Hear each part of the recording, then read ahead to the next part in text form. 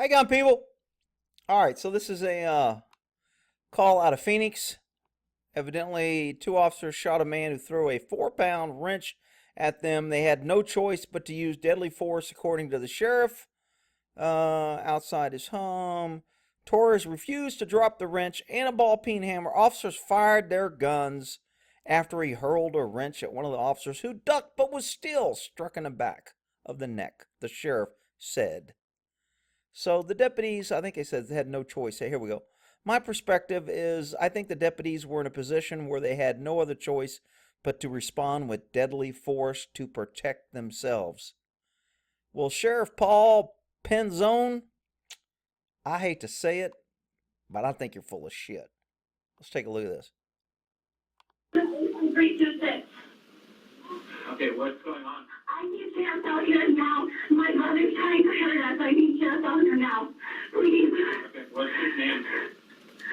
His name is Juan Torres. Family member calls police to come help. Now, again, I'm going to sound wishy-washy on the fence, but I don't care because you idiots can't figure out how to freaking reason, so you want to come here and argue about I'm on the fence. When you call government and government gets involved, you can't cry foul because you ought to know what's going to happen when government gets involved. Nothing good ever comes when government gets involved. So when you have a family member or you have a situation that you are so scared and you can't deal with and you have let get so out of control that you need government and you call them and then you cry when they show up and handle what you couldn't handle, then I don't have a whole lot of pity for you. Now, on the flip side, I don't think this guy ought to be dead. I can't understand her phone call. If you guys want to go to this guy's website, I'm not sure what his little symbol there says. I can't even read it. Maybe it'll say down here. Video Leak Police is who posted this video. So let's try and take a listen to what she says.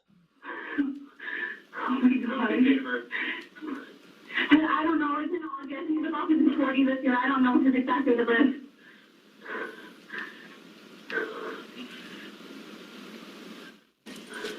Okay, enough people at 911. Remember, when you call 911, it's recorded. Remember, you're asking government to come, and when government gets there, they are in control. They don't care what you wanted. They don't care why you called, and they don't care what you think of the outcome. They're in control, and they're going to handle it their way. So unless you want to give full power and control to government, don't dial 911. Take care of yourself. Anyway, let's take a look at this video here after we get through with all this, and we'll get to the actual video. We came to pick up my niece, and he just came out of the room screaming. So he came to pick up his niece, came out of the room. I think she said he was on some drugs. I think she said it was called D. I couldn't really understand if she was saying B or D or what she was saying.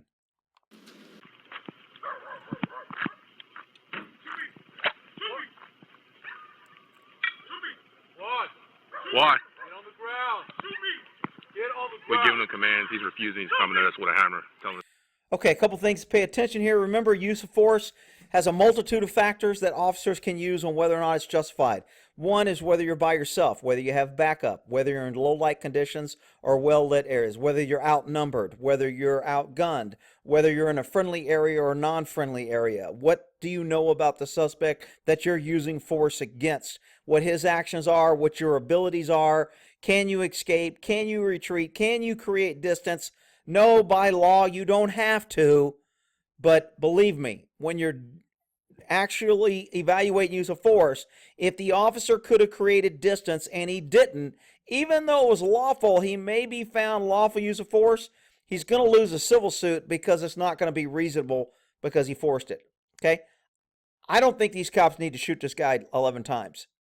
So you already know where I stand on this. So I also want you to notice that the one cop talking on the radio, the body cam that we're seeing, it appears that he is what I call justifying the shooting that he knows is probably going to happen.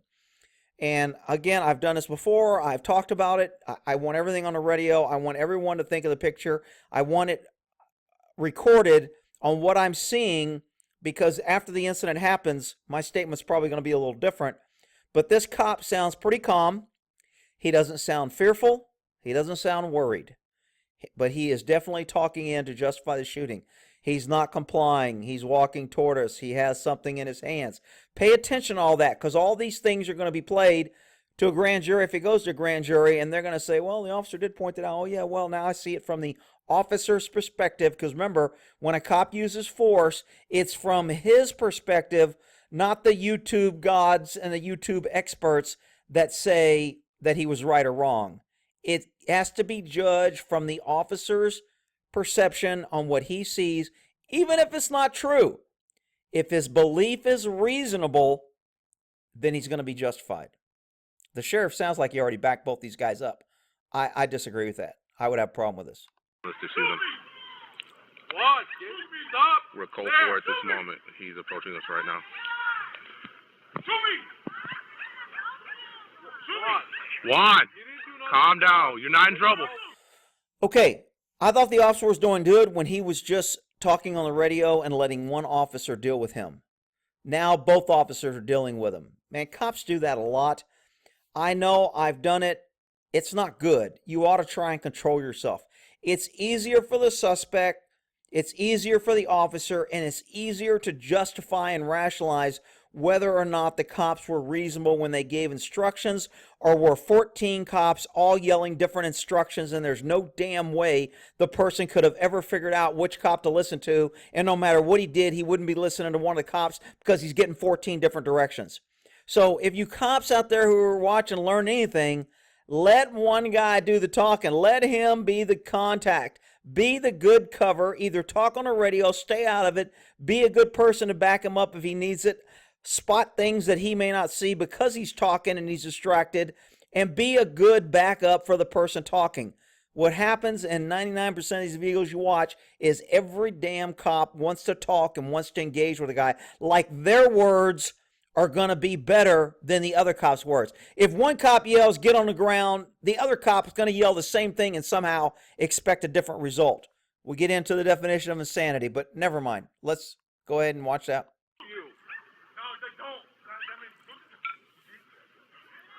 You're not in trouble, man. Bullshit! What? No, you need help, buddy. I don't need help. I have to take you today. What's that? I have to take you today. Okay, we're going to take you right now. No, fuck that. Don't get that shoot me. Let him shoot me. Let him shoot me. Nah, you're shooting. What? You hear the woman that called 911 that got government there in the background screaming, Juan, stop, Juan. In a minute, you're going to hear her argue with him and start debating facts with a crazy person who has armed themselves and refusing to comply with the cops. She somehow thinks it's a brilliant idea to start debating facts on whether or not he's right or he was going to take her somewhere. I mean, I just don't get it. But just a lot of things going on here. Relax. We want to help you. Come on, shoot me. Look at your family, man. Take you to the place that you need to go to. Listen to your family. I know we're going to take you. To your family. No, shoot me. Can you go ahead and have us find you? Go ahead and step it up. Relax. JR, the ladies want you to get help. You hear her yelling? Now she thinks somehow in her micro mind thinks that I couldn't handle it before. He wasn't listening to me before. Now that I have guys with guns here backing me up, maybe if I run my mouth, it'll be better. Really? He has 2 weapons in his hand. He's not listening. He's not complying to Hear the cop? He's not complying. He's not listening. He's walking to the fence. He's got something in his hands. He's armed himself, whatever. All this is setting up the shooting. On the good side, these cops did a pretty good job here keeping a barrier between them. They have distance. They're lighting him up. They have the advantage. They can blind him. They have a barrier between them. They have numbers. They have guns. And he has a freaking wrench. Okay? So disparity of force is hugely in the favor of the cops, which means deadly force should be less likely to be needed. And I don't think it was needed, but we'll go on. He keeps repeating, saying that he's going to die. Now he's telling dispatch, he's saying he wants to die. So now we know the guy wants us to shoot him. which normally most sane people don't do. So we know we're dealing with probably a EDP, emotionally disturbed person. We know he's not thinking clearly. He's under the influence of drugs and or alcohol. He's not thinking clearly. Probably can't fight that well. Just has something that he can throw. We've got a barrier between us, and we got guns, and he's got things he can throw. Not a deadly force situation in my book. Legally, cops are going to be right, and I'll explain that in a second. And to shoot him. Just calm down. No, I'm not going to calm down. Come on.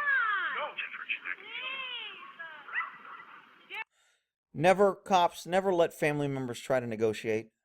If you're there when they negotiate, sometimes they just see you as a big hammer that they can threaten and use, and it takes away your ability to be rational with the guy and to get him away. Look, he's been living with this person. They know each other. There's a lot of history here. If you're letting her negotiate for you, that's a bad move. Control your scene. Get family members out of there. Don't try to negotiate with two. Don't try to over-negotiate her. Don't try to help her, and don't let her help you. She needs to shut up and go in the house and stay out of this, and maybe he wouldn't be shot. Of course, at the end of the day, guess who's going to get blamed for him getting shot? Not him, not her, the cops. And I might agree with that a little bit. You just got to get the help that you need. You got to put those down, buddy. If you need help, Matt, put those down. Cops are doing a good job calling him buddy. You're not in trouble. Come on, man, lay those things down. The cops are staying calm, and they're doing a lot of good things here. At the end of the day, though, they kill the guy. But Rick, all right, whatever. Put them down. I'm not going to shoot you. We don't want to hurt you. JR, put those down. We want to get you help. Come on, The JR. kids are out here, man. You're making a big... So who's the guy listening to? The cops or to the nagging sister, wife, cousin, mother-in-law, who's ever over there? Come on, put the thing, they're here to help you. Come on, put the gun down. Yeah. Who's he listening to? How is that helping? And why don't the cops recognize this and control their damn scene? All right, whatever. Seeing you right now out of nothing. Relax. JR. JR. For tactical people, this is called the sucker in, the fake retreat, to draw your enemy in to the kill zone. The guy's walking away and the cops start losing their distance advantage.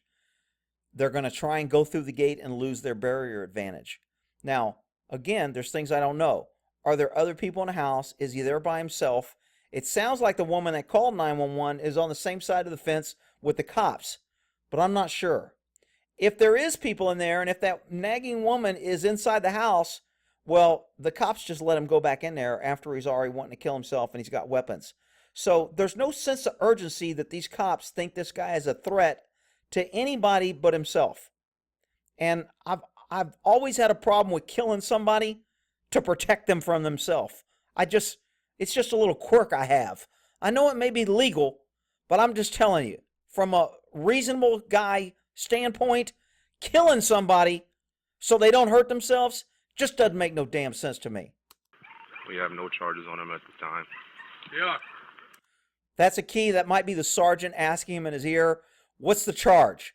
And he answered, we have no charges on him at a time. So that's why usually cops are worried about getting a felony charge. We want a felony because a felony gives us a lot more authority to do more things. We can enter, we can chase, we can use more force. A felony puts us in a different light. So when supervisors or cops try to get charges on somebody, they want to get felony. Now, technically, could they say he threatened us with a wrench, and therefore that was assault with a deadly weapon, and now we have a felony ADW on him? They could have. They didn't. Maybe because they weren't smart enough. Maybe because they didn't think about it. Maybe because I think he wasn't really a threat at that distance on the other side of a fence.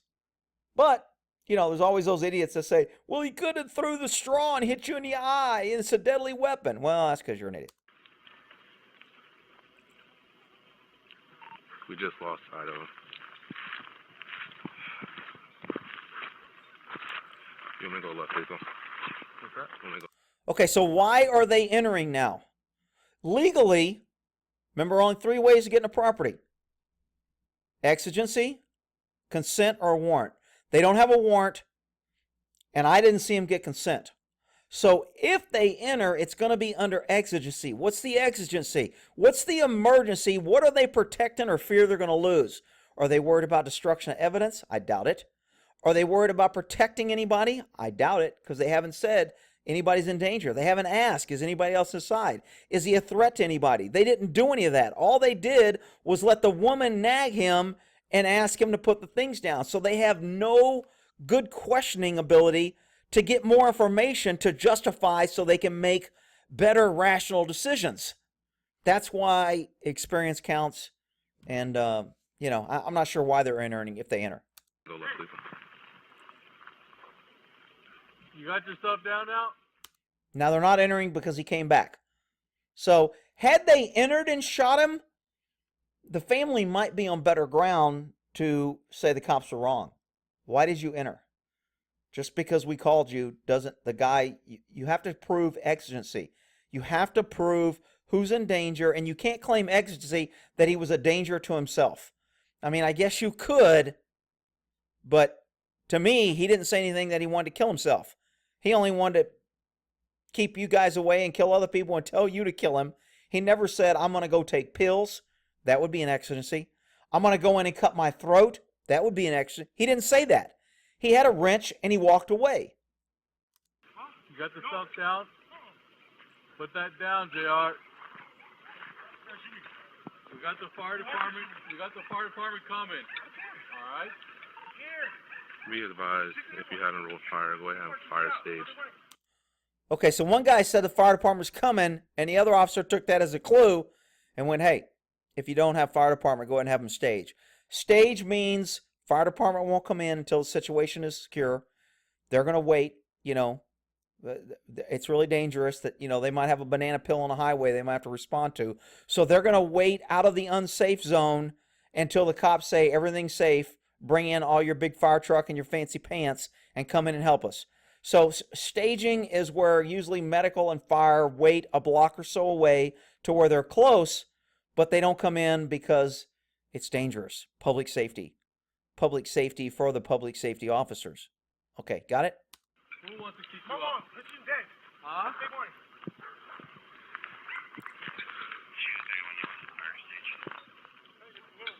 10-4, go ahead and have fire stage. We're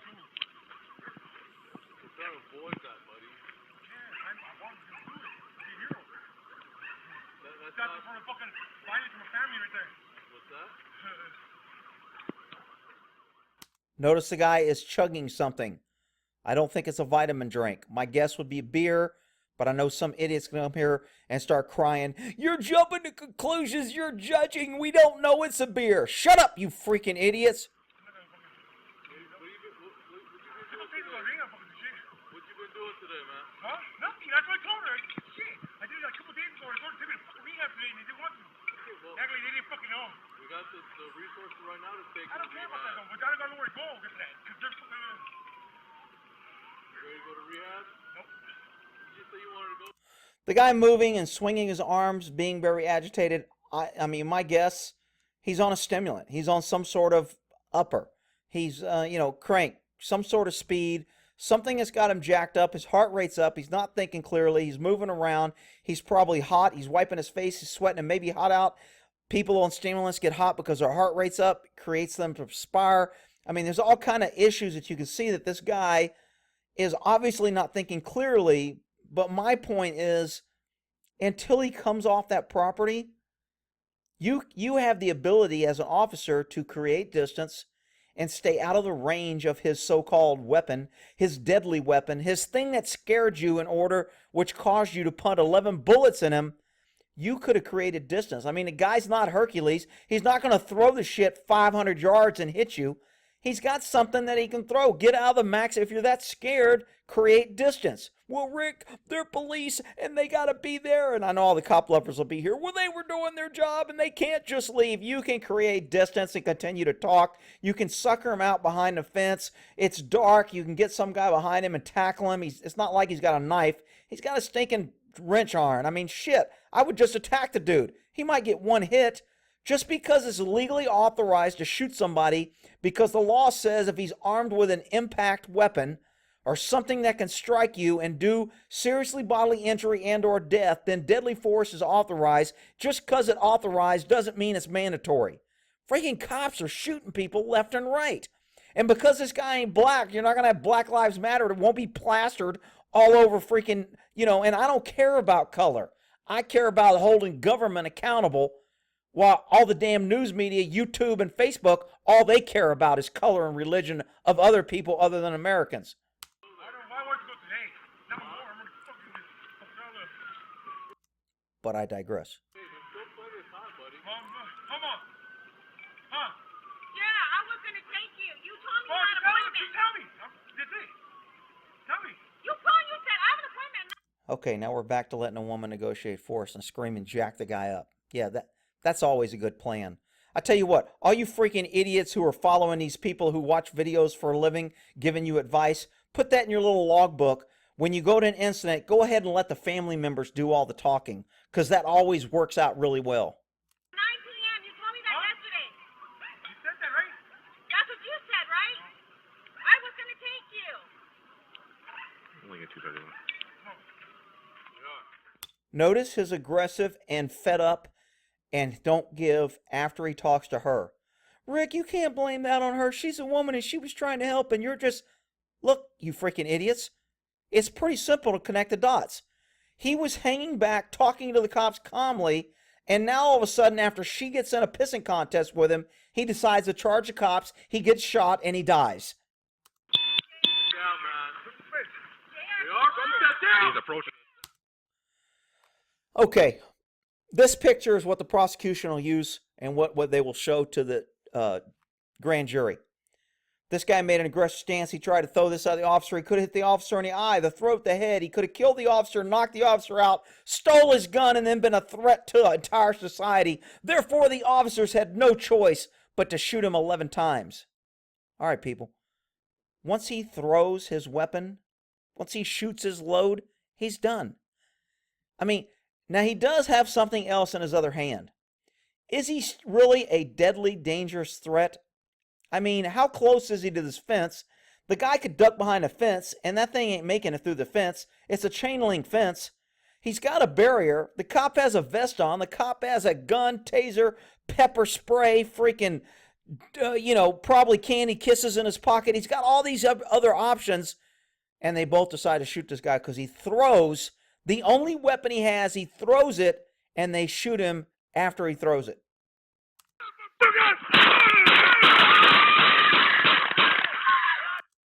Were all those shots necessary? Really? But Rick, you always say one shot doesn't stop. When there's a threat that is a real threat, that if you shoot once and it can kill you, then you should shoot multiple times to ensure and stop him, because if he gets to you, he will kill you. This guy is no threat to them once he throws the axe, but Ricky had something in his other hand. Okay, let's say he did. Then you shoot him once and see if he drops it. And then if he raises his other hand after you shoot him and he tries to throw it, then you shoot him a second time. You have a fence and a barrier between you. There is no valid, reasonable, immediate threat from this guy to these officers. This cop is firing from 20 feet away with a fence barrier after the suspect threw his weapon, and between the two of them, they fire 11 times. Man, I just think that's BS. And I know the cop lovers are, well, Rick, if you were a cop, you would have shot him. I wouldn't have shot him. I could have shot 100 freaking people if I wanted to, legally. That's the problem now. Cops are shooting every time they can justify it. They're not shooting as a last resort when it's only necessary and they have no other option. Shot fired, shot fired, shot fired, shot fired. Notice the woman who was arguing, who called the cops, who set this whole thing in motion to get the cops there, now is crying that her brother was shot. Oh, sad tears. Guys, back up! Damn it! That's my son, son of a bitch! He threw an object at me! He threw a hatchet at me. So now the cops are trying to justify on scene to the family why they shot this guy. Man, I'm sorry, guys. Is this a legally authorized shoot? Legally, by the letter of law, this is a authorized shoot. Morally and reasonably, this is a bullshit shoot in my book.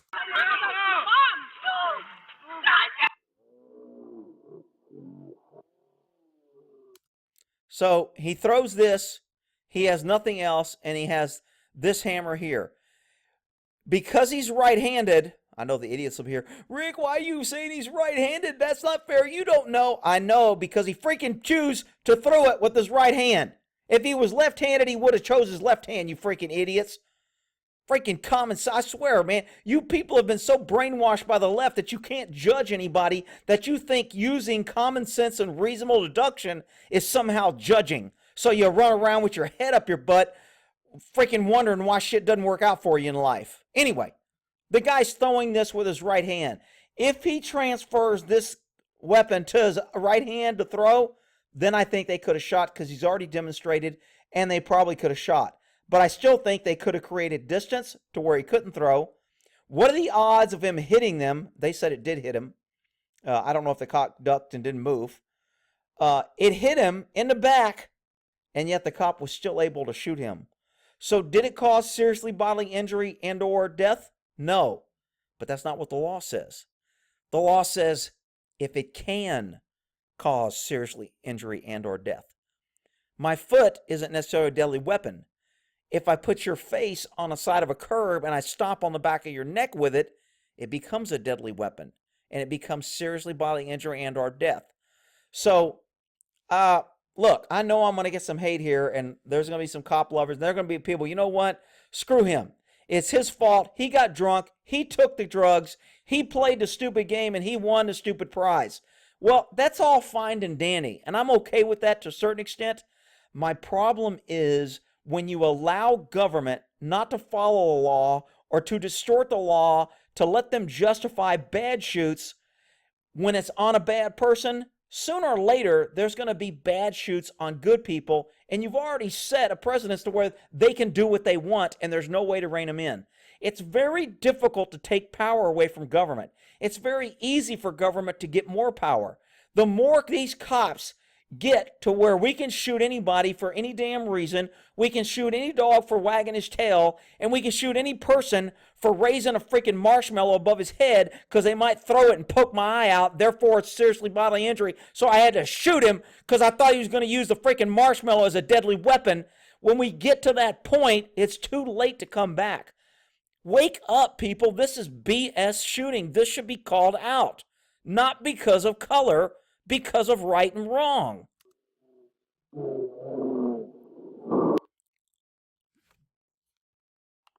So here's evidently what the guy threw. Craftsman combination wrench. Weighed 4 pounds. Ooh, man. Shit. Damn, Texas sells steaks bigger than that. What, are you going to shoot somebody if they throw a steak at you? Some waitress come out, trip, walking by a cop table. The steak flies in the air. The cop pulls his gun and shoots the waitress and says, oh, it was a 4-pound steak. I thought it was going to kill me, so I had to shoot her because I was in fear of my life. The hammer that he held in his hand was probably more dangerous. But anyway, look, legally, justified shoot. Morally, was it right, needed, and necessary? I call BS. My opinion, people. You can take it or leave it. All right, we'll end that there.